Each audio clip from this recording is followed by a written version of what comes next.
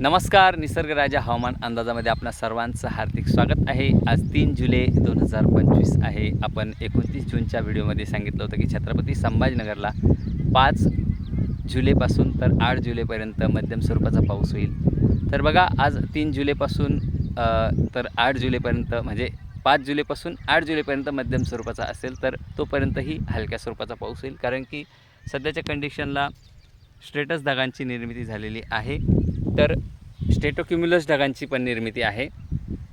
या ढगांमध्ये रिमझिम स्वरूपाचा पाऊस असतो, फार मोठा पाऊस नसतो। त्यामुळे हलक्या स्वरूपाचा पाऊस हा छत्रपती संभाजीनगरला 5 तारखेच्या आतही काही ठिकाणी होण्याची शक्यता राहणार आहे। पण मात्र 5, 6, 7, 8 तारखेला छत्रपती संभाजीनगरला पिकांना जीवदान देणारा पाऊस हा पुन्हा 5, 6, 7, 8 तारखेला असणार आहे। मध्यम स्वरूपाचा पाऊस असणार आहे, म्हणजे पेंडवणी स्वरूपाचा, चांदणबरी स्वरूपाचा, काही ठिकाणी शेतातून पाणी बाहेर निघणार की बंद होणार अशा स्वरूपाचा हा पाऊस असणार आहे। फार मोठा वाहुनी स्वरूपाचा पाऊस नाही।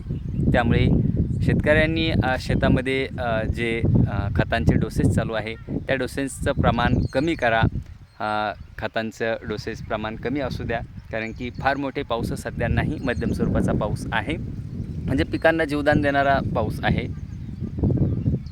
आता सध्याच्या कंडिशनला आपण आपल्या शेतामध्ये आहे आणि ही आपली मक्याचं पीक आहे। 14 जूनला आपण मकाची पेरणी केली होती आणि एकसारखं असं मक्याचं पीक आलेलं आहे, आपण बघू शकता।